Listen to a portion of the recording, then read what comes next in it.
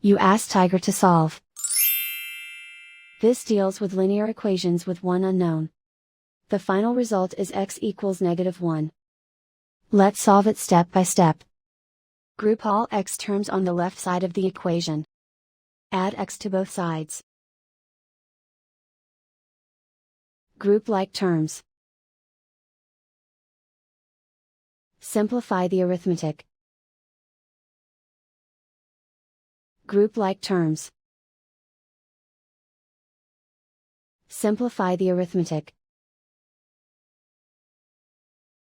Group all constants on the right side of the equation. Subtract 1 from both sides. Simplify the arithmetic.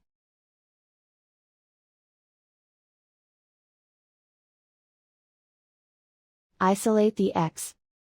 Divide both sides by 9. Simplify the fraction.